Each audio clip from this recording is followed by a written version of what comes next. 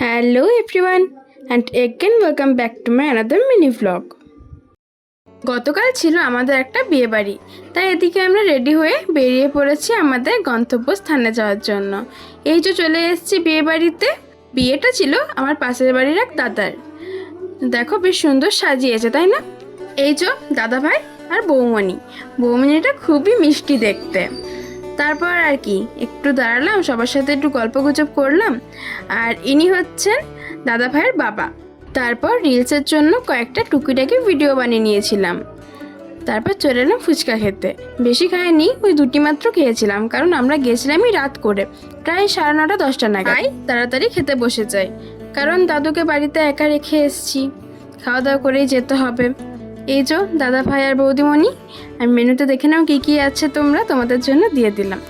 আর খেতে খেতে যদি ক্যামেরা নিয়ে আসে ভিডিও করতে, কতটা পরিমাণ বিরক্ত লেগে বলো তো? আমার তো প্রচণ্ড বিরক্ত লাগে। তোমাদের কেমন লাগে একটু কমেন্টে জানিও কিন্তু। আর এবারে গেছি, পাঁপড় আর চাটনির কম্বিনেশনটা না খেলে কি হয় বলো? এটা তো মাস্ট, খেতেই হবে।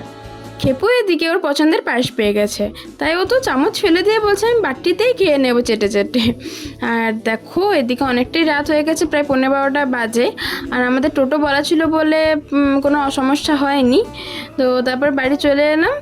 আর বাড়ি এসে আমি কয়েকটা রিলস বানিয়েছিলাম, দেখতেই পাচ্ছ। এদিকে ডল তো পুরো ফ্রেশ হয়ে গেছে, কিন্তু আমি এখনো ফ্রেশ হয়নি। আর আমার বেস মেকআপটা এত সুন্দর হয়েছিল যে আমার তুলতেই ইচ্ছে করছিল না, যেমন করে গেছি সেরকমই আছে। অথচ এত ঘেমেছি, এত ভিডিও করলাম, রিলস করলাম, তাও কিচ্ছুই হয়নি। তো আজকের মতো এতটাই।